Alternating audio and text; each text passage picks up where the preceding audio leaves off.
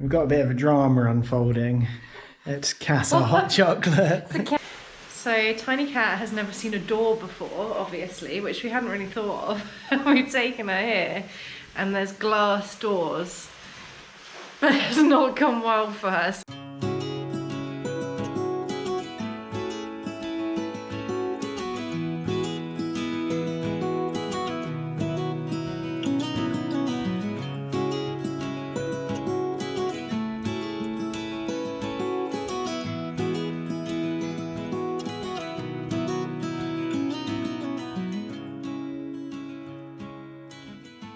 Hello, welcome back to another episode of To Get Lost.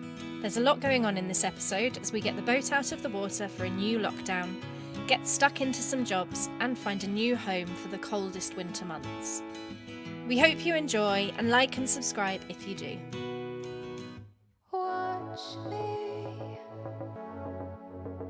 just follow every move, touch me. Let me know you wanted to. Don't know what you need. We were a little nervous about hauling out by trailer, simply because we've never done it that way before. It turns out there are quite a few benefits to this system, like the fact it puts a lot less stress on the hulls. And of course we had nothing to worry about as the yard were nothing but professional and competent. All we need is now. Don't ever let me go. We got the whole night. Just let me feel you close. Come surround me. Don't ever let me go. Come surround me. Just let me feel you close. Slowly, but don't wait for too long.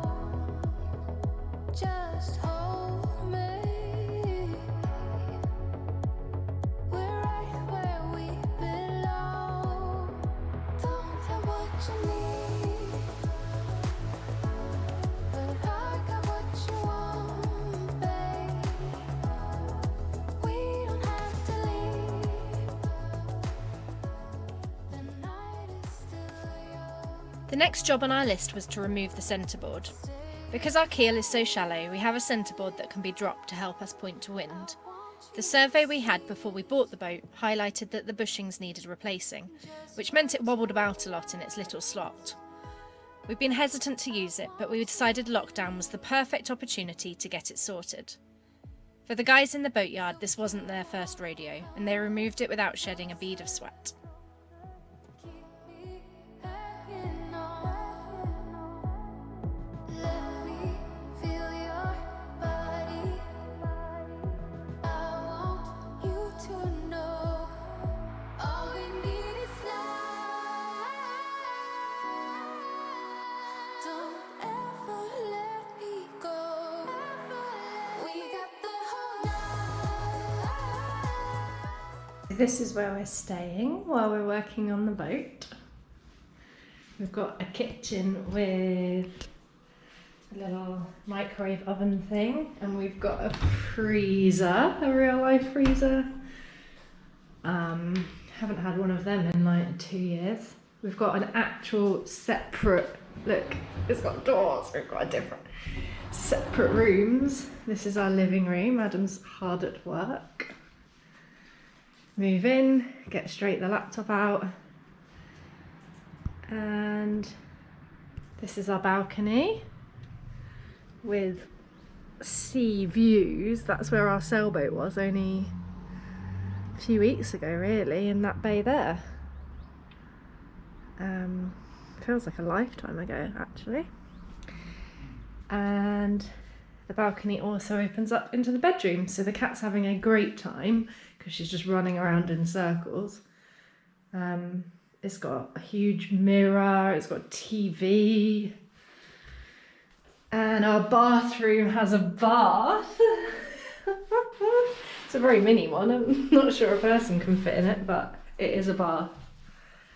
And yeah, so it's pretty exciting to have sort of this space, really. I've just been walking around. Feels very weird not to be moving, but yeah, I think we'll get used to it. It does feel a bit weird, but I think we will get used to that view. So Tiny Cat has never seen a door before, obviously, which we hadn't really thought of. We've taken her here and there's glass doors, but it's not gone well for her, so I'm just trying to teach her what a door is, because it's really sad. Tiny Cat! Look! This is a door, and then the only way you can get through it is to open it. Now you can come through, look, look, look. Now you can't.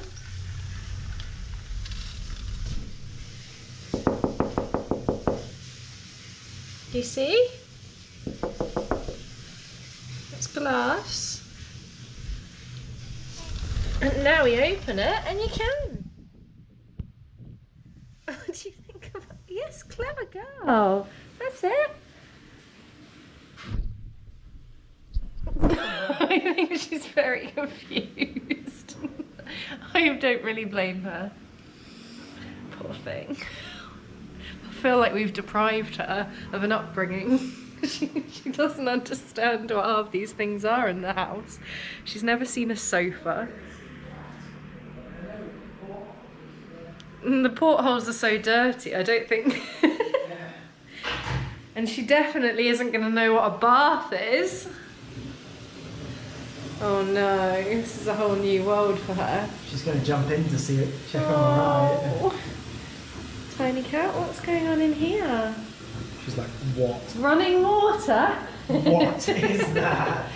She really, really hated being on the hard. It was just horrible. I think it really distressed her. We made the decision to keep her on the boat in her little basket that she's usually quite fond of while the boat was being moved, because there were dogs in the yard and we weren't sure how they'd react to her being in the basket. We thought they might go a bit nuts and really scare her, so we thought she'd be better off in the boat, but it took way longer than we thought doing it via the tractor. And they were brilliant, they were really thorough, but obviously we then couldn't get in to let her out. It took about 3 hours or something, and she was a little bit shell-shocked after that, I think. She was fine, but she didn't really understand why she couldn't go out of the boat, because we knew when she was a kitten she jumped off the boat and there's dogs in the yard, so we didn't want her to go exploring, so we tried to keep her inside, and we would go outside to do something and she'd go nuts inside because we weren't letting her out, and it was all a bit hectic.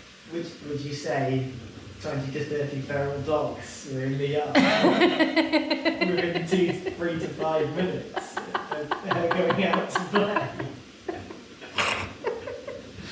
Yeah, it was crazy. We let her out to play, and within 2 to 3 minutes there were 30 to 40 feral dogs. That's why every American needs Or were they an hogs? automatic weapon.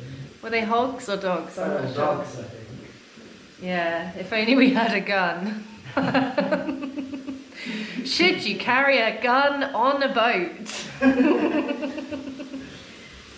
Oh, baby girl. Sorry what we put you through, but you're going to be much happier here, I think. So much happier. Except for the evil glass windows. Feel really bad. The boatyard was a half-an-hour cycle from our winter apartment, so we cycled there most days to get on with sorting the boat out for the winter months and beginning the long list of work we wanted to complete. What no one tells you is just how long the admin takes when you're doing work on a boat. The things you have to order or try to source at random hardware stores, the delivery times taking weeks longer than expected, stuff getting stuck at customs, and the simple jobs that turn out to be not so simple after all. Luckily, we had sunsets like this to keep us going.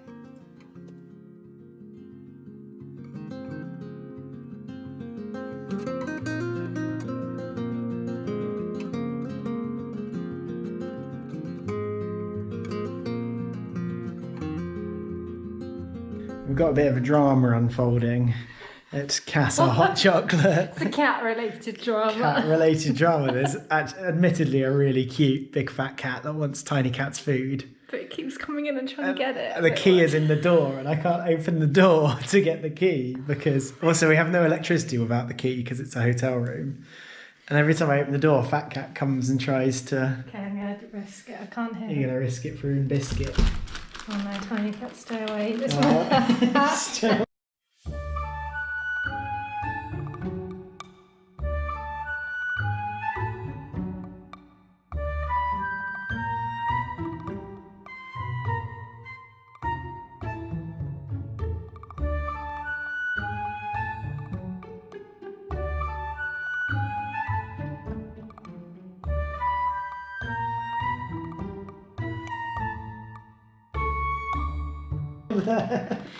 Alright, we might just have to let Schmalls beat her up.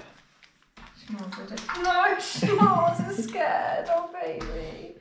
Come on then. Yeah, pick Schmalls up because then... Come on. Come on, koala up. No, don't bite me. Yeah, serves you right. No. You're very cute, but you can't come in.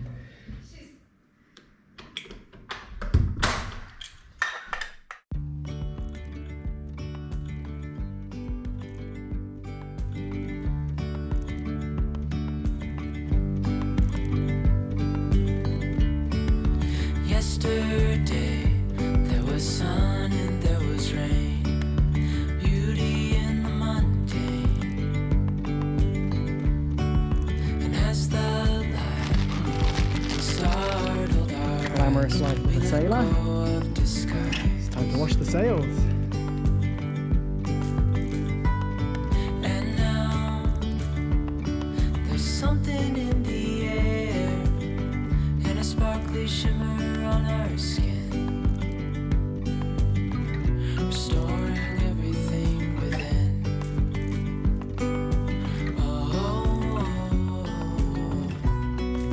dreamy, breezy we go, easy, easy on our tiptoes, undercover agents of the other. Thanks for watching, and we hope you enjoyed. If you did, then don't forget to like and subscribe. A huge thank you to our patrons for all your support.